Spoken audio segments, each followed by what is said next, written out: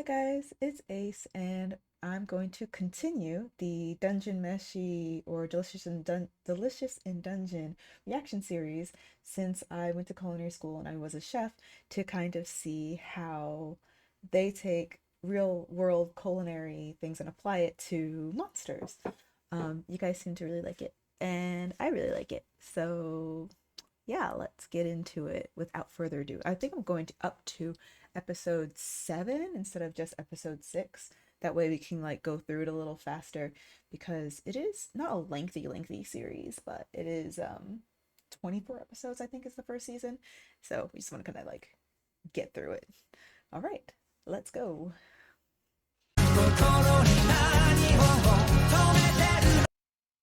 So I really like the band Bump of Chicken. I've been listening to them for a long time. I think my first exposure to Bump of Chicken was Tales of the Abyss. They did the theme song for Tales of the Abyss. You know what Tales of the Abyss is? When it came out on PlayStation 2, then welcome to your back problems.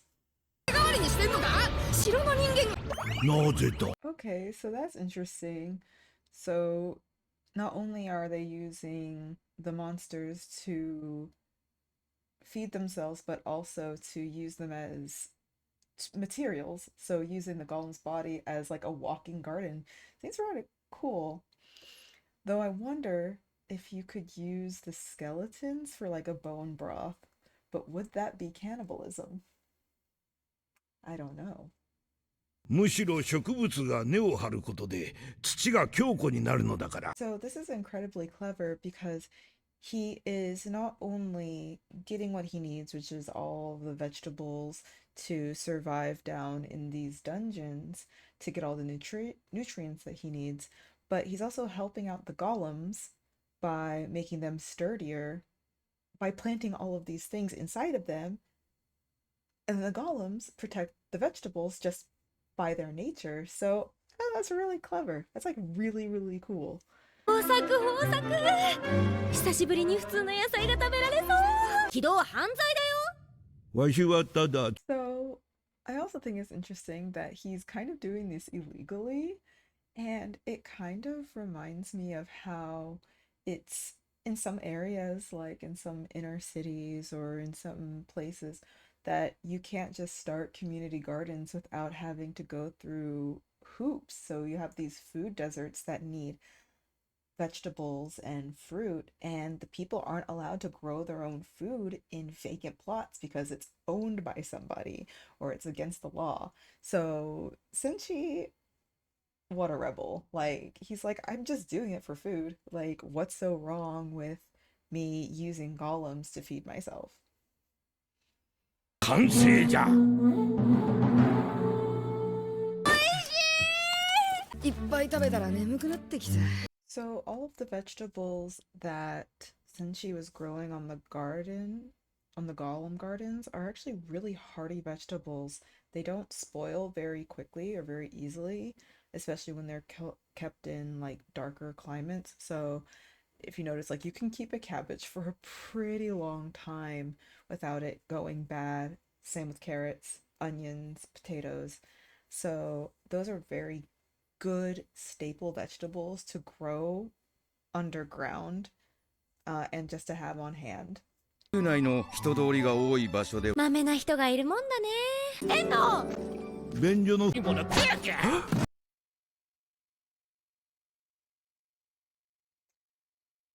How dare. I would be like throwing hands already. I'd be like, excuse me? You're going to take my hard work and you're gonna call it crap? No. なぜ多くが Oh yeah, that's right. We're in a dungeon. 俺はコボルトだと思ってた I like how Laios just has carrots just sticking out of his little like armor orifices. 先ほどわしが多くに持っていくように伝えた瓶、あれは酵母で作られたパンダネだ。 Okay, so they found a sourdough starter, essentially. That's why when he opened it up, he's like, oh, it smells bad. It's a yeast starter. So if they have flour, he can add that starter and make a nice sourdough. パンが作れるパンパンパンパンパンパン That was me during my culinary school time because I was particularly in the pastry track. Of course, we had our culinary 101 where we learned everything there was to know about like basic culinary stuff like time, temperature, blah blah blah. But my favorite portion was bread making. I love bread making. So I 100% feel Senshi and like, let me make the bread because it's so much fun to make, especially when they have such an old starter. So, fun fact, a yeast starter can last like hundreds of years if you take good care of it. I know that there is a sourdough starter that is like a couple hundred years old. Let me look it up.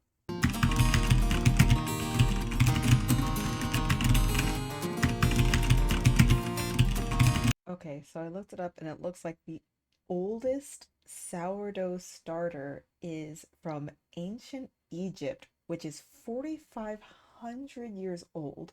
So they found some yeast microbes and revived them to make a new sourdough starter. But those same yeast microbes are 4,500 years old.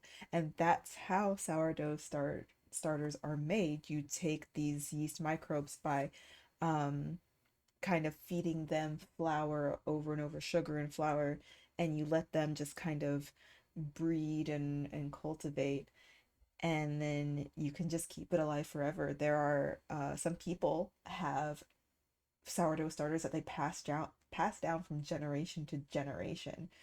So that's why he's like, you're sitting on a gold mine. Like how you don't know how old that starter is. So I'm really excited for Senshi to be able to get his hands on this yeast. お前たちは奪おうとする Not them angrily making bread.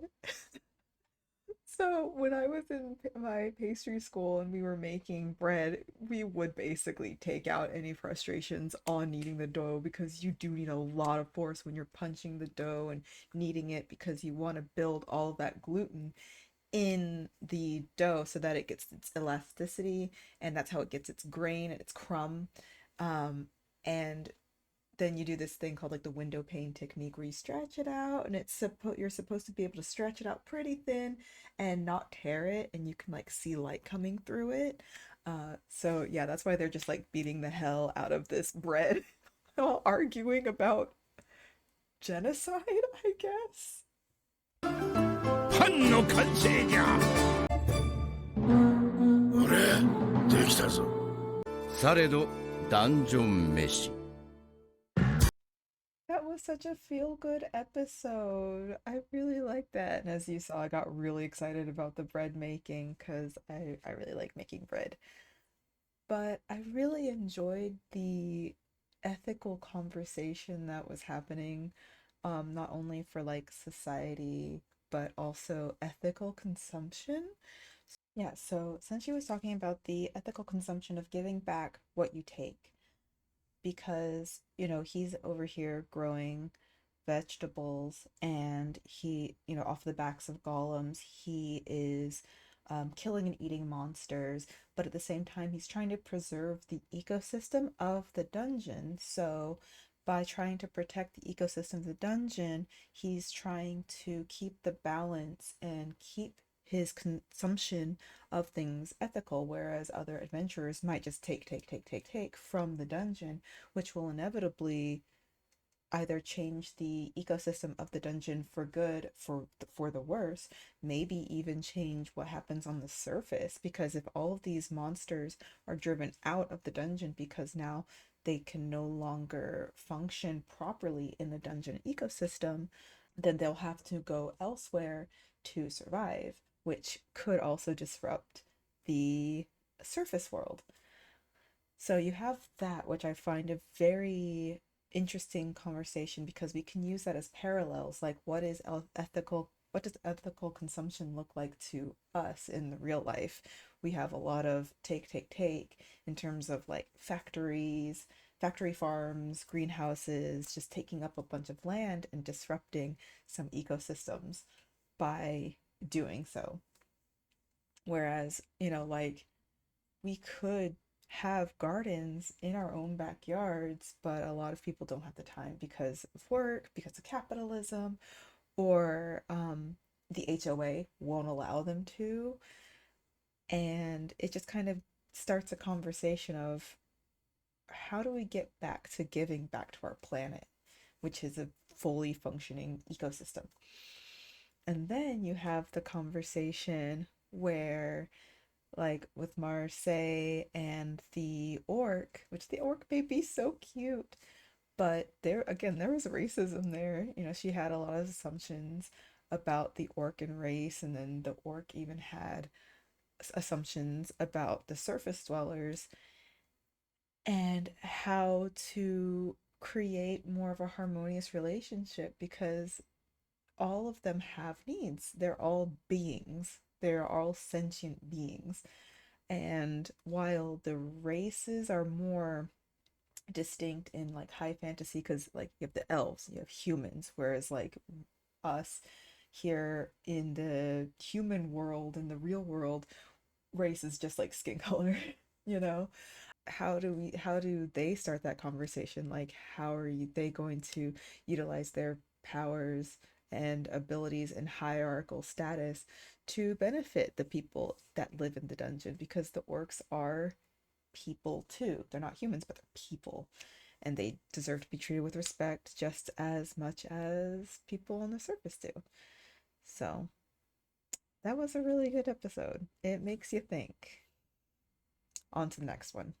And I know I tend to get like a little rambly when it comes to talking about like anime and stuff like that, but there's so much to unpack with some of these series because I like to think critically, I like to do a lot of critical, deep thinking and overthink things and think about everything that happened on the screen.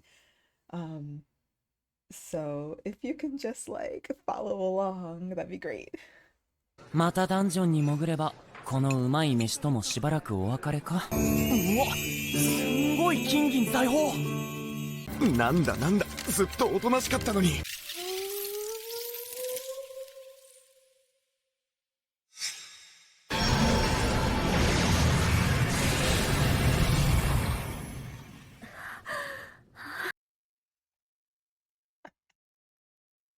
Same though. Oh man, Marseille is so relatable because, like, I think all of us would have reacted that way if we had superpowers and all of a sudden bugs. Just blow it all up. を熱し、恋虫の腹部分を下に加熱。軽く塩を振る。完成じゃ。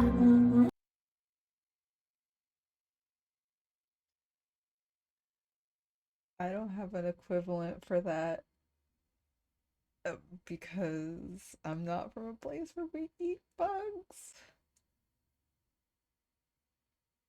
Um,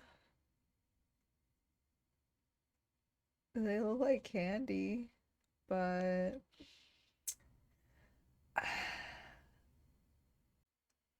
mm.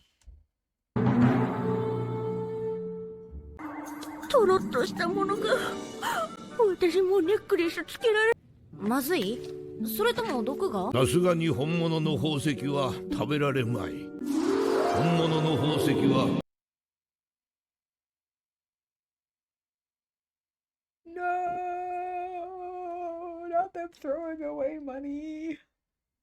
砂糖も一応入れておくか。効き目が薄そうだから量を多めに。めちゃくちゃ適当だな。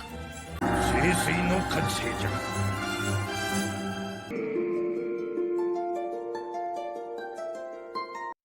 Magical girl Senshi. Basically, all the stuff he was doing, it's pretty much how magic works. As someone who's a practitioner of magic, you just kind of do stuff that feels right and make sense. And then you just go. アイスができた。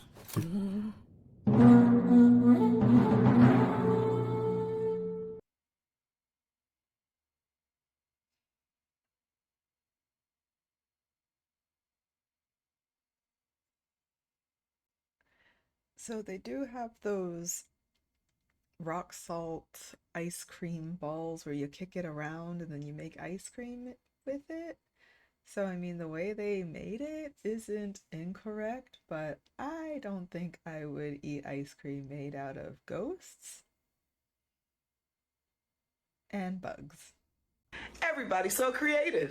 マリンがいたら今頃こんな美味しいものは食べられなかったろうな。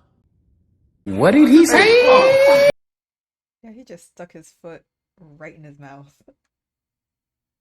What a guy. So I don't really have too much to say about the culinary parts of that episode because that one was a little more out there, a little more far-fetched, other than like the method in which they made the ice cream is technically correct. You just need a lot of churning with the cream or whatever he put in there.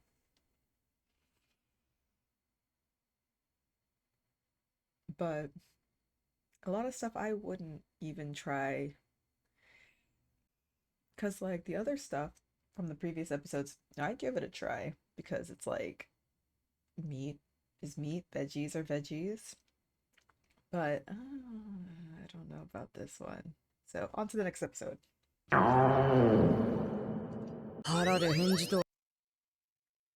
like just how all animes use the same sound effect for stomach growling. If you've ever heard your own stomach growling, it kind of does sound like that. 絵にしよう。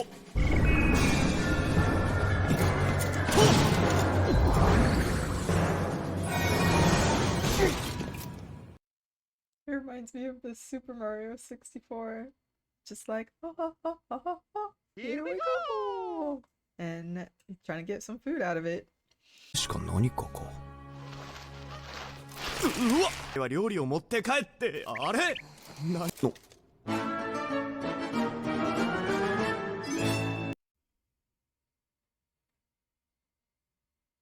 I wonder if he's actually gonna get full from this, or if it's all gonna be like, oh, he's like tasting it and eating it, and he might feel full in the painting, and then as soon as he gets out of the painting, it just like, he can't even take it with him in his tummy.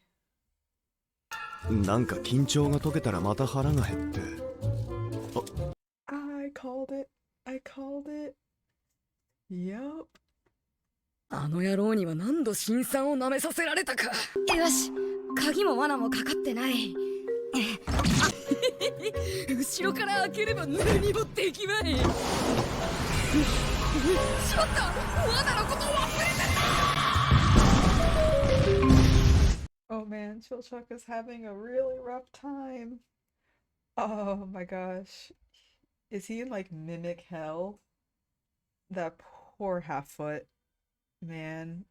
He's like one of my favorite characters. I'm feeling for him right now. ごめんね。生きてるって。完成じゃ。Yeah, that's basically me with shellfish. I love crab and lobster. And the most ethical way to cook them is actually killing them first. You know how people will just like dunk live lobsters and crabs in boiling water?